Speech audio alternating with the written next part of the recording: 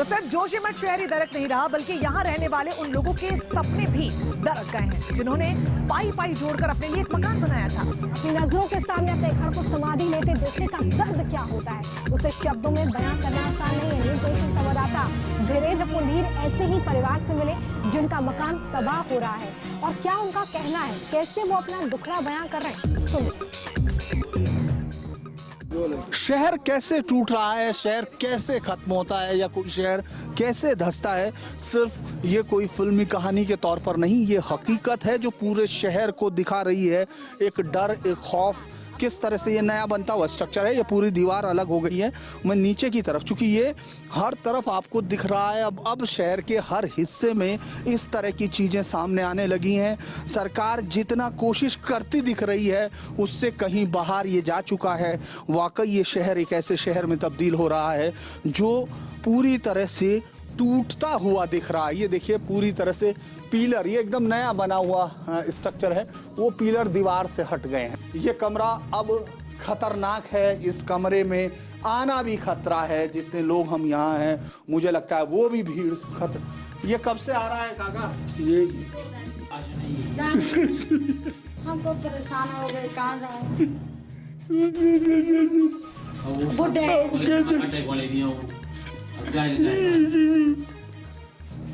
क्या कह रहे हैं? क्या कह रहे? ये कह रहे बीमार आदमी है, बुढ़े, अब कहाँ ले जाऊंगा इनको? हमको रहने के लिए कोई व्यवस्था नहीं है। अच्छा, साहब के लिए नहीं है पापा जी की। कितने दिन बाद बनाया था ये मकान? कितने सालों में आपने मकान बनाया? सर इसमें तो हमारा ये लगा, हमारा सर बचपन हमारा इसी मकान पे बीता है।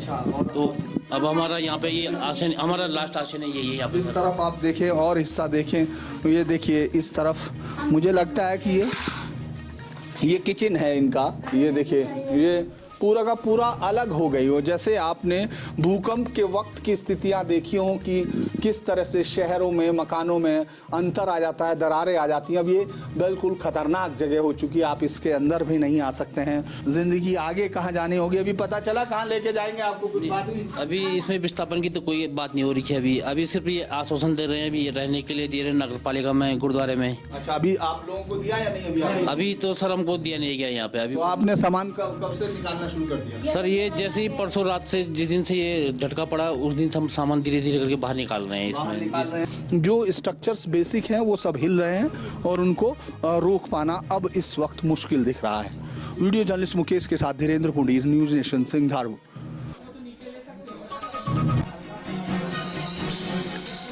तो उत्तराखंड के जोशीमठ में भूधसान लगातार बढ़ता चला जा रहा है। कई मकानों में दरार पड़ने के साथ ही बद्रिकाश्रम की दीवारों में भी दरार पड़ गई है। हालांकि जोशीमठ को बचाने के लिए केंद्र और राज्य सरकारें एक्टिव मोड में आ गई है, लेकिन समस्या लगातार जस की तस बनी हुई है। जोशीमठ के साथ ही अब भूधसान की परेशानी बढ़ गई है। साथ ही कर्णप्रयाग और उत्तरकाशी में भी इसके हालात दिखने लगे हैं, इसका असर दिखने लगा है। क्या कुछ तस्वीरें निकलकर सामने आ रही हैं, आप भी देखिए।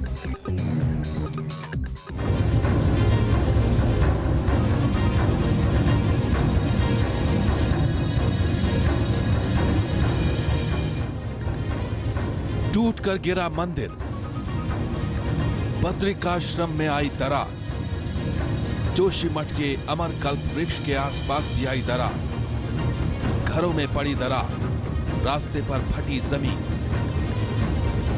जी हां, जोशीमठ पूरी तरह से दरकता जा रहा है। सैकड़ों लोगों के घर मकान पर खतरा मंडरा रहा है। लोगों को खतरे से बचाने के लिए तात्कालिक उपाय के तहत सुरक्षित जगहों पर ले जाने के प्रबंध किए जा रहे हैं, लेकिन मूल समस्या जस की तस। जोशीमठ में खतरा अब सिर पर आ गया है। सैकड़ों परिवार के सामने आशियाने को बचाने का संकट है। मामूली हादसा भी यहाँ के हजारों लोगों की जान पर भारी पड़ सकता है। प्रशासन की कोशिश भी सबसे पहले लोगों के पुनर्वास की है। प्रयास सबसे पहले तो यही है कि सभी को सुरक्षित किया जाए, सबकी जान माल की सुरक्षा की जाए, और जो जरूरी जो इंतजाम है वो करने के लिए हम लोग सभी प्रकार की तैयारी कर रहे हैं।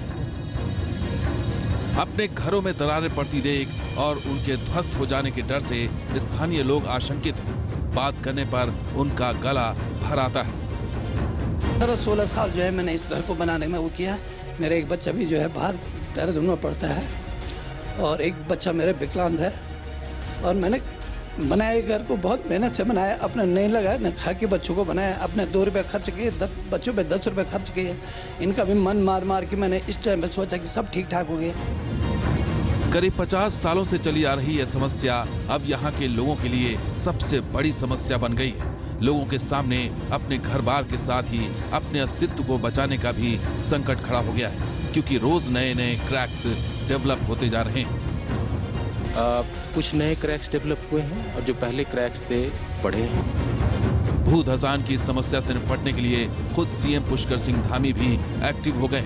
शुक्रवार को देहरादून में राज्य के आला अधिकारियों के साथ जोशीमठ की समस्या पर विचार विमर्श करने के बाद धामी शनिवार को जोशीमठ पहुंचे, जहां उन्होंने हर स्थिति का हवाई और जमीनी जायजा लिया। अभी तो पहले सबसे बड़ी बात है कि आपदा से कैसे हम लोग ठीक प्रकार से सबको सुरक्षित निकाल पाएंगे, हमारी चुनौती है।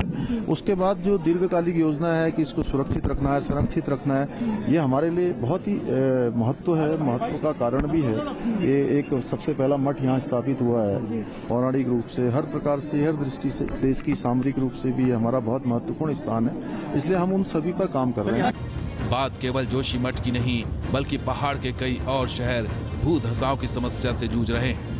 कर्णप्रयाग और उत्तरकाशी के कई मकानों में दरार से लोग दहशत में हैं। सबसे पहले बात करते हैं कर्णप्रयाग की, जहां बहुगुणा नगर, सीएमपी बैंड और सब्जी मंडी के ऊपरी भाग में रहने वाले 50 से ज्यादा परिवार मकान सड़क में दरार से दहशत में हैं। इन 50 से ज्यादा घरों में भू धसाव हालात को और बद से बदतर बनाते जा रहे हैं, लेकिन इसकी कोई सूद लेने वाला नहीं। 85 परिवार इससे पूर्ण रूप से प्रभावित हो चुके हैं और 15-20 मकान है तो जमींदोज होने की कगार पे है।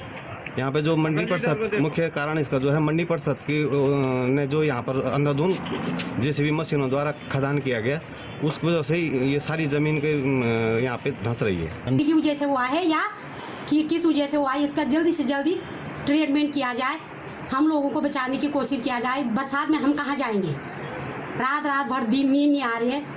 सारा जो भी था वो इस मकान पे लगा चुके हैं। अब गरीब आदमी क्या करेगा, कहाँ जाएगा। इसी तरह उत्तरकाशी का मस्ताड़ी गांव सालों से भू धसाव की चपेट में। घर, मकान, सड़क, खेत खलिहान सब भू धसाव की जद में आ चुके हैं। यहाँ रहने वाले लोग अब प्रशासन से सुरक्षित स्थान पर अपने पुनर्वास की मांग कर रहे हैं। 25 साल हो गए हैं और हमारे गाँव की कोई सुनवाई अभी तक नहीं हुई, क्योंकि यहाँ पर लगातार भू धसाव हो रहे हैं, मकानों में लगातार दरारें पड़ रही है, लोग डर के साए में जी रहे हैं। कर्णप्रयाग और उत्तरकाशी के लोगों को डर है कि अगर प्रशासन ने जल्द ही इनकी समस्या पर ध्यान नहीं दिया तो जल्द ही यहाँ भी जोशीमठ जैसे हालात बन सकते हैं। इस बीच जोशीमठ भू धसाव का मामला सुप्रीम कोर्ट पहुँच चुका है। शंकराचार्य अभिमुक्तेश्वरानंद ने एक याचिका दाखिल कर इसे एक राष्ट्रीय आपदा घोषित करने की मांग की। उनका कहना है कि सरकार नगरवासियों के पुनर्वास की बात जरूर कर रही है, लेकिन जोशीमठ के आध्यात्मिक और पुरातात्विक धरोहरों के बारे में नहीं सोचा जा रहा है। आप किसी नगर को विस्थापित कर सकते हैं, वहाँ के लोगों को आप पुनर्वास दे देंगे, किसी दूसरी जगह पे बसा देंगे। ये जो 3000 से भी ज़्यादा पुराना कल्प वृक्ष है, इसका क्या करोगे? ये जो भगवान तोटकाचार्य जी की गुफा है और इस गुफा में जो बड़े बड़े तपस्वियों ने तपस्या की है, उसके जो परमाणु हैं, उनका क्या करोगे? ये जो भगवान नृसिंह का स्थान है, जहाँ पर भगवान आदि शंकराचार्य जी की गद्दी रहती है और जहाँ पर 6 महीने भगवान बद्रीश की पूजा होती है, अर्चना होती है, उस जगह का क्या करोगे? जाहिर है समस्या लगातार विकराल होती जा रही। प्रशासन और सरकार एक्टिव तो जरूर हुए हैं, लेकिन तब जब ये समस्या सिर पर आ खड़ी हुई है, ऐसे में सामरिक, आध्यात्मिक और पुरातात्विक महत्व वाली नगरी को कैसे बचाया जाए, ये सबसे बड़ा सवाल बना हुआ है। जोशीमठ से धीरेन्द्र पुंडीर के साथ टीम न्यूज नेशन। जोशीमठ में ग्राउंड जीरो पर इस वक्त क्या हालात बने हुए हैं, लोग कैसे अपना गुजर बसर कर रहे हैं, साथ ही सरकार की तरफ से क्या कदम उठाए जा रहे हैं, ये जानने के इसीलिए चलते हैं आपको धीरेन्द्र के पास। हमारे सहयोगी इस वक्त हमारे साथ जुड़े हुए हैं। देखिए धीरेन्द्र, लगातार हालात वहाँ पर खराब हो रहे हैं। आज दूसरा दिन है जब आप ग्राउंड जीरो पर मौजूद है, क्या कुछ सुबह से चल रहा है वहाँ पर?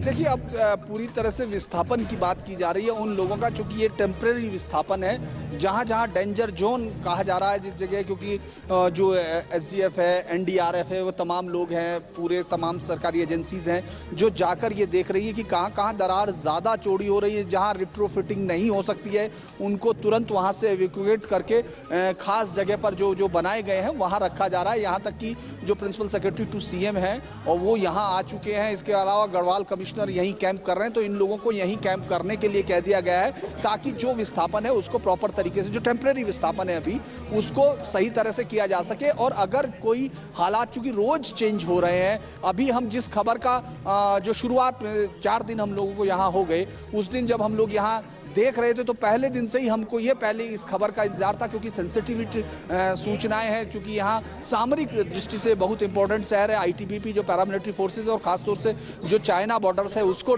वो करती है। इसके अलावा आर्मी का बहुत बड़ा कैंप है यहाँ, और ऐसे में ये था कि वहाँ ज़रूर इस तरह की कोई ना कोई गतिविधि हो रही है जो आई है, लेकिन अब ये खबर छन के आ रही है कि ITBP में कुछ जगह शिफ्ट किया गया है। तो ये जो स्थिति है वो बढ़ रही है, इसीलिए यहाँ पूरा प्रशासन यहाँ है ताकि वो डे टू डे जो चीज़ें आ रही हैं जो समय पर उसका रोकथाम कर सके, जब तक कि इसके प्राइमरी कारण का पता ना चल जाए। और अभी हम लोग जहाँ विष्णु घाट परियोजना पे थी उससे ऊपर की तरफ हम हैं। सबसे बड़ी बात यह है कि यहाँ हर जगह पूरे बड़े लेवल पर सड़कों का निर्माण कार्य चल रहा है। इसके अलावा जो परियोजनाएं हैं वो भी बड़े लेवल पर तैयार हो रही हैं, जिसको लेकर अब स्थानीय लोग सवाल करने लगे। लेकिन जो पर्यावरणविद है, भूवैज्ञानिक है, वो बहुत अरसे से इस पर सवाल उठा रहे थे कि पहाड़ के साथ जो समन्वित विकास है उस पर बात होनी चाहिए। लेकिन आज जब हम जोशीमठ को इस तरह से, और कम से कम अभी वो जो कुछ घर से कुछ सौ घर, और अब उसकी संख्या जो बढ़ती जा रही है, क्योंकि अब वो 700 फैमिलीज तक हो चुके हैं। बाकी अभी सरकारी भवनों का जो अंतर, जिनके अंदर दरारें आनी शुरू हुई हैं, उनके बारे में जिक्र नहीं है। चाहे वो रेलवे का यहाँ ऑफिस है उस पर है, या बाकी तमाम तहसील कंपाउंड है, इस तरह की जगह पर और दरारें दिखने लगी हैं। तो उन सब का क्या होगा, इस पर ये एक टेम्परेरी चेंज है कि आप यहाँ से उनको शिफ्ट कर रहे हैं। एक रूम में पूरा एक परिवार वहाँ रह रहा है, लेकिन वो एक परमानेंट सोल्यूशन नहीं है। उसकी तरफ बिल्कुल वीरेंद्र, जो तमाम सवाल हैं वो आपके जहन में, हमारे जहन में और वहां रह रहे लोगों के जहन में भी हैं। लेकिन इन सब के बीच जब मुख्यमंत्री वहां पर पहुंचे, हालात का जायजा लिया, टेम्परेरी विस्थापन ही सही, उम्मीद की किरण वहां के लोगों को नजर आ रही है। अब क्या कुछ स्थिति उनकी है, क्या वो कह रहे हैं?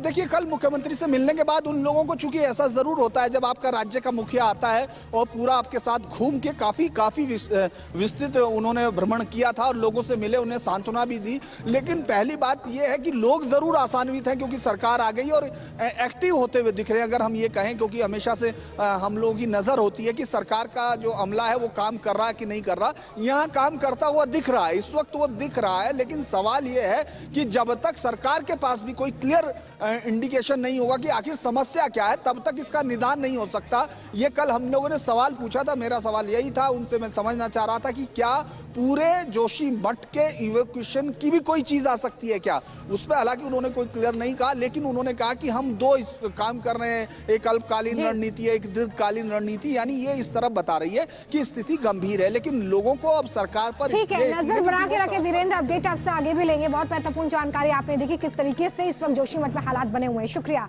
इस तमाम जानकारी के लिए।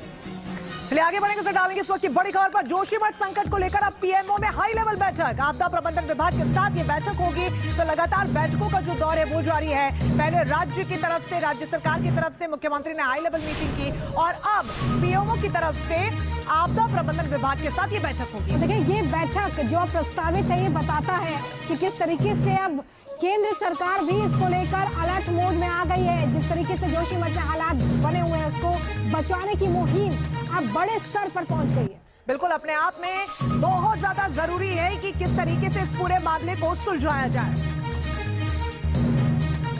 और आइए आगे बढ़ते हैं। जम्मू कश्मीर